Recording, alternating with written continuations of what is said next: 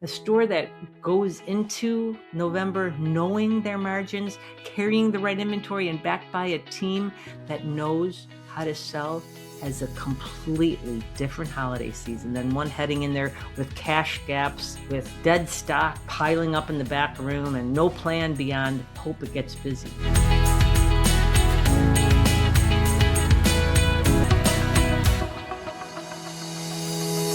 Welcome back to the Richer Retailer Podcast. I have a quick question for you. So sales are coming in, slow but sure. So why does it feel harder than it should? This is the state of retail, third quarter, 2026. Thanks for being here.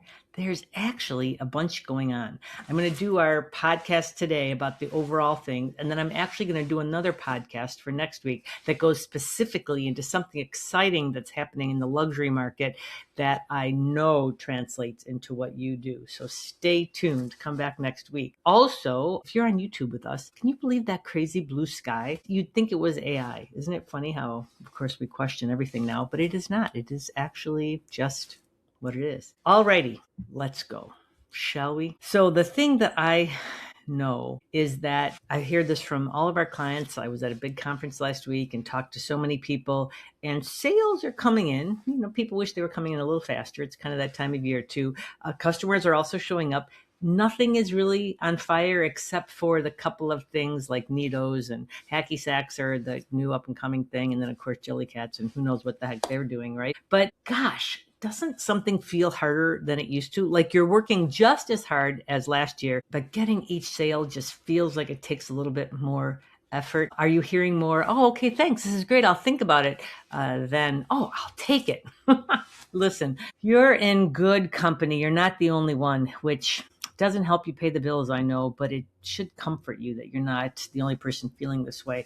It is, and in fact, I want you to hear me very clearly. This is not a you problem. It is not. What's happening now is that what we're seeing out there in retail right now is what I'd call a cautiously warm retail environment.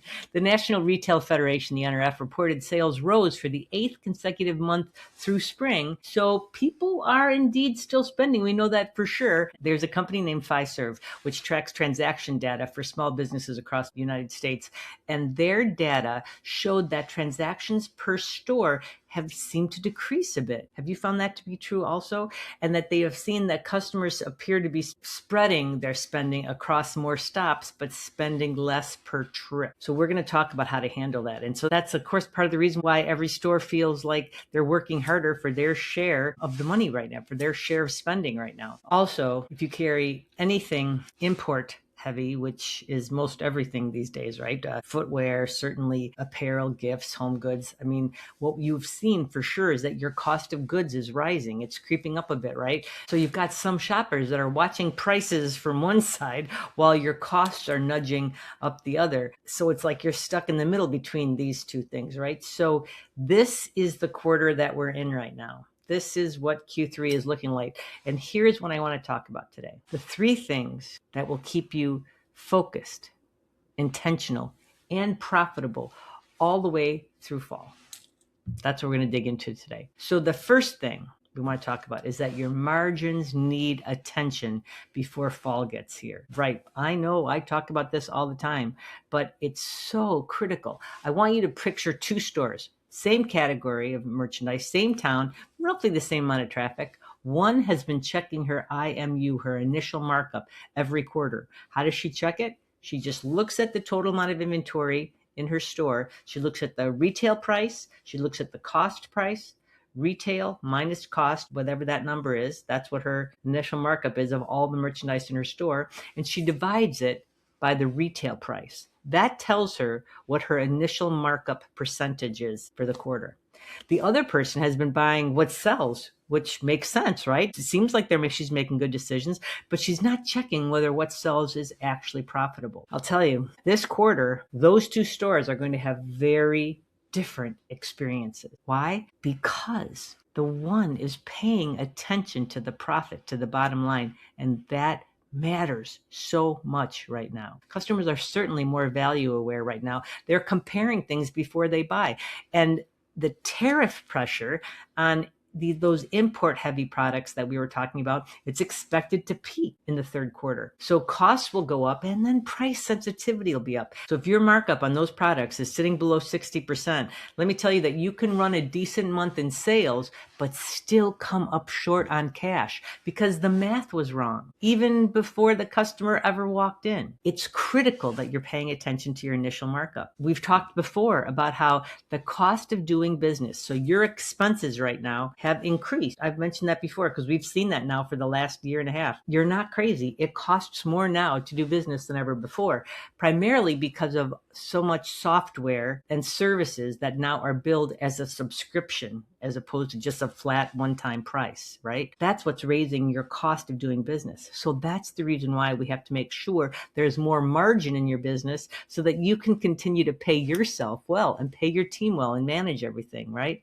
So that's why we're urging you to do a 60% initial markup, taking what the cost of something is and multiplying it times 2.5. That's another way of looking at it. It's critical that you do that you have that margin. So stay with me on this now. I want you to pull your top 20 best-selling items. Check your markup on each one because this is not about raising prices all across the board. It's about knowing which products your best customers buy at full price and making sure that they are priced to make you money. Look at the item, really evaluate it. Could you mark it up a little bit more? Could you mark it up 3 times instead of 2.5 times? With some lower priced items, something that has a cost of less than $10, you usually can. It's already proven to be a bestseller, and that small change in price will not impact your sales of that item. Why?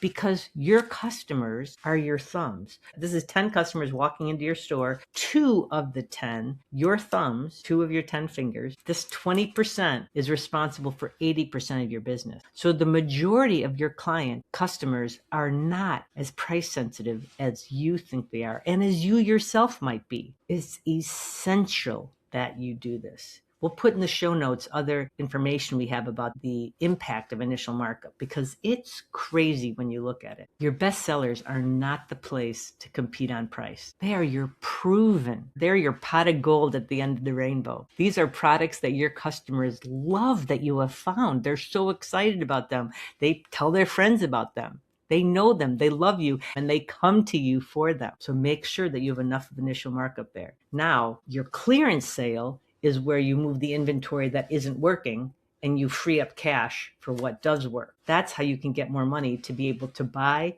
those best sellers and where you do want to compete on price.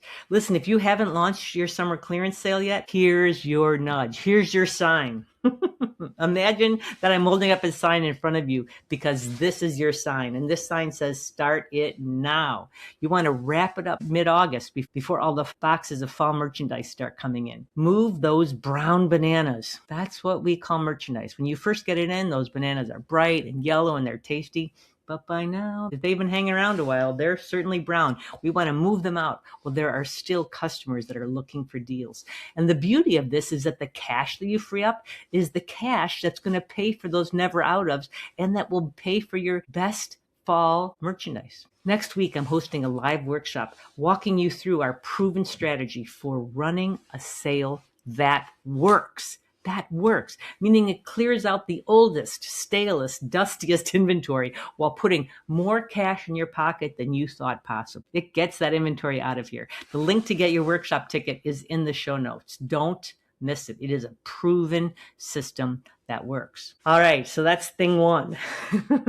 Thing 2, I want you to remember that your in-store advantage is real, but you have to use it. Physical retail isn't going anywhere. We've proven that already, right? In fact, openings are actually outpacing closures. That's amazing. Bank of America's research points specifically to experience and service as what separates the stores that are gaining right now from the ones that are just holding on. And you know what national chains can't do? They cannot do the service that you provide because you provide personal service. You know your customers by name. They don't know that.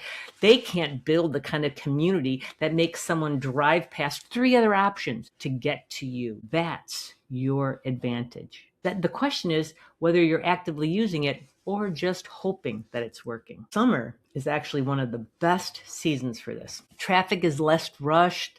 People linger a little bit more. Life sort of slows down a little bit, right? A store that has something happening, something to discover, a reason to come back next week completely captures that energy. One recurring, meaning happens more than once, in-store experience. That's the key move right now.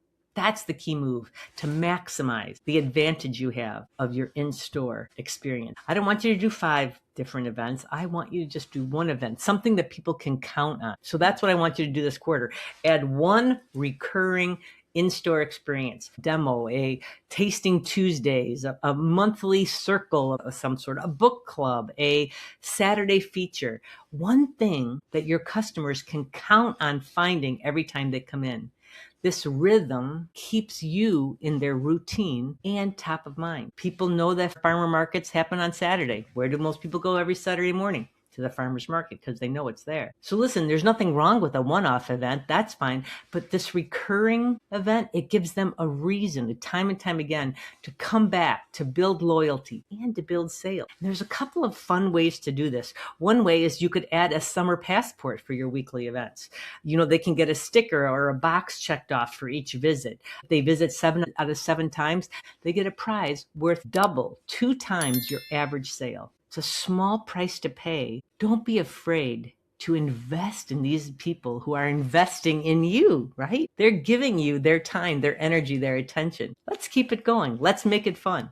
You can give them a gift certificate for that amount, or you can collab with a neighboring store for a discounted item or gift from them too. It's such a great way to reward your customer for their loyalty and build community, while at the same time guaranteeing sales for fall, right? And don't do it as a percentage off a next sale, because that doesn't really feel like a gift. Just do it as a flat out dollar amount with no conditions or limitations, or at least as few as you possibly can. Every time we track this, you'll be amazed at the return that you get. You get much more than you're giving away. I guarantee you, we have tracked this. I know this for a fact, not only in my own store, but with all of our clients. So do it. Don't be afraid to. Another fun thing is doing a bingo card for your customers. In fact, my yoga studio is doing that. You can include in-store and at-home fun summer activities that your customers could use as a reminder to take time for themselves. Whatever it is that your customer likes, make sure they're doing it. You can award small prizes for blocked out lines, if they get a straight line down or across or diagonal. And if they get a coverall where they block off every part of the bingo card, give them a gift worth your average sale. This is just a fun, effective way to keep them engaged with you. You'll also get great social media content from it. In fact, you can include that as a couple of the boxes on your bingo card, is asking them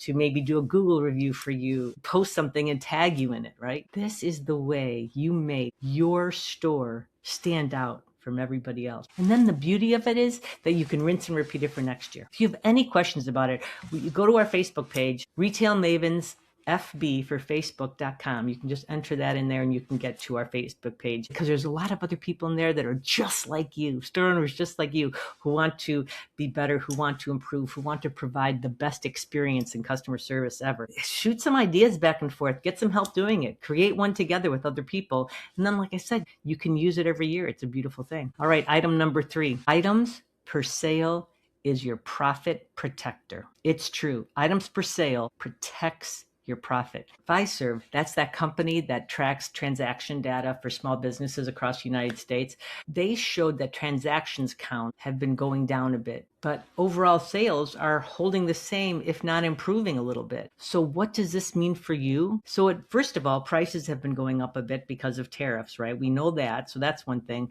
But it also shows that it's likely customers are actually buying more items per every sale. Take a look at that. Take a look at how your items per sale is. You literally just, for the last month, that items per sale is a great metric to look at on a monthly basis, and then to compare it to the same month for the previous year. You don't want to compare March to April and April to May. It's much better to compare this May to last May, this June to last June, because that's where you tend to see the similarity of consumer buying habit the most. Consumer buying habits can vary by month, sometimes more than by the year. And so it's easiest to look at it. You'll get a better perspective of looking at it from this year to last year than you do from this month to the month previous. So how you determine items per sale is that you take the number of items this month that you sold, like in the month of June, let's say. How many items did you sell in the month of June? So items per sale is determined by taking the amount of items you sold in the month of June and dividing it by the number of sales you had in the month of June. And then you'll know right away what that average. Let's say you sold 1,000 units and you had 300 sales. That means that you sold 3.33 items per sale. So then now take a look at last June and see how it looked. And now do the same for July and then for August and for September. Look at what they were last year. And what you want to do is work to make them increase over the previous year. Think about this scenario. A customer comes in for yarn, let's say. She buys just the yarn. She gets home, realizes she needs needles, and she orders the needles online. You got the yarn sale, but she only got half of an experience. You multiply that against your week, and the gap between the sales that could have been compared to what was adds up so fast. It's critical to train your team on this. There's two things I'm going to suggest to you. The first thing is that you have to practice this every single team meeting you have. And if you're not having team meetings, then every morning you've got to practice this with the team members that are there. I find it to be super helpful to say to people, whatever it is they're buying, perhaps they're buying this lovely Toy Story cup that I'm holding right now in my hand. So they have this in your hand and you say, oh my gosh, I've got 3 great ideas for you. Oh, okay. I assure you, I've been teaching this for a long time, and I found this true with my store and my team and with all of our clients' teams. 9 times out of 10, the customer is going to say, oh, okay, great. Yeah, sure. For sure. 1 time out of 10, they might not have time. So in which case you're like, fine, no worries. Come on, I'll check you out. I can tell you're in a hurry. So you say, I've got 3 ideas for them. And how do you know what those 3 ideas are? Well, that's because you've practiced it. That's because you have taken this Toy Story cup, put it on the front counter with your team and said, okay, show me 3 items to go with that. What 3 items would you suggest that somebody could use for that? I love to tell the story of how I would do this with a mug. And so I put a mug on the counter and I said, so what would you offer to sell with this mug? One team member had the idea. She brought up a pair of PJs and a beautiful, soft, comfy robe. Because she's like, I can imagine wearing these new PJs and this comfy robe and holding onto this mug with coffee in it. It just would be beautiful. I thought it was a crazy idea, I'll be honest with you. But you know that the team is there. Later on, someone comes up with that mug to buy that mug. So I felt like I had to follow through because the team was watching me, right? And I said, I've got 3 great ideas for you. And I showed her 2 pairs of PJs and the robe. Do you know she bought the robe? It was crazy. But it works. It really does. And that's how you increase your items per sale. You've got to practice it every single time. And talk to your team about how it's about increasing the good experience that people have. When I told you that example about the person buying yarn and then going home and then realizing they didn't have the needles. And the fact is that because they only got the yarn and they didn't get the needles, they only got half of the experience. That person in my store would have gone home with a mug and been super happy about it. Can you even imagine the experience that she had with that soft, cozy robe and that mug of coffee? Completely different experience, right? That's the reason why it's so important. So do this in every team meeting you have, and then re-merchandise to put those things together. Put the PJs and the robe and the mugs all together so that the add-on is already visible. It's a great thing to do because when it's easy to say yes, people say yes. Very true. Let's really quick go through the 3 things we just talked about. We talked about how items per sale is your profit protector. We talked about how your in-store advantage is real, but you have to use it. 1 recurring item, 1 recurring event. That's what we talked about there. And we started this by talking about how your margins need attention before fall gets here. Right? Our millies, our $1 million store owners, our richer retailers, here's what they do when a week feels slow, when the sales don't seem like they are what they should be. They look at their numbers before they make a move because there's so many things that it could be. So not, I should probably check my numbers. That's not what they think. They think, oh, my sales are down. I wonder why. I'm going to look. They sit down and actually look because you might think that it's because your traffic is down, but maybe is it your traffic or is it that your average sale is down? I mean, those are 2 completely different issues. Or are your sales down just because one category is completely down? Is that the reason why? One class of inventory is completely down. Is that the reason why your sales are down? Are your never out ofs all in stock? What you're feeling like you're not having enough traffic? Is it because you're out of some of your never out of? So it's an inventory problem. Do you see what I'm saying? I urge you to look at all of those different things. And that's what makes all of this fun. Then you can take action. You're not paralyzed anymore. As a richer retailer, you have options. You know what you can do. And listen, here's what I know that happens to stores who skip this step. The week feels slow, so you feel like you have to do something, right? So maybe you post a sale that you didn't plan.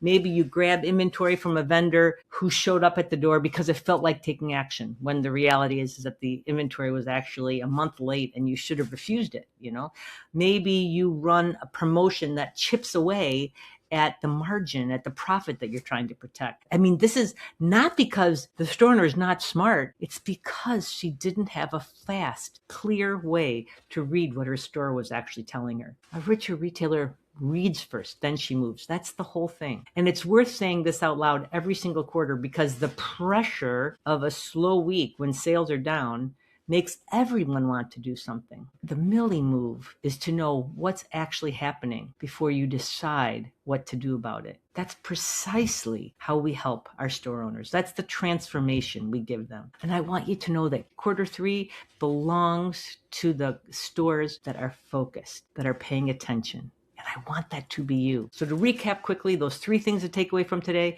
protect your margins, get your clearance sale done before fall, use your in-store advantage with one recurring experience, and make items per sale a deliberate practice, not something that happens by accident. And the Millie moment is read your numbers before you react. Here's what does not change on its own. If you're heading into fall without clean inventory, meaning you don't have a lot of old stuff hanging around, if you're heading into fall without knowing what your margins are and without a buying plan, you still have 2 quarters left to fix it. And one of them is the holiday season. A store that goes into November knowing their margins, carrying the right inventory, and backed by a team that knows how to sell has a completely different holiday season than one heading in there with cash gaps, with dead stock piling up in the back room, and no plan beyond hope it gets busy. I know. I've been there. I get it. You see, the holiday season cannot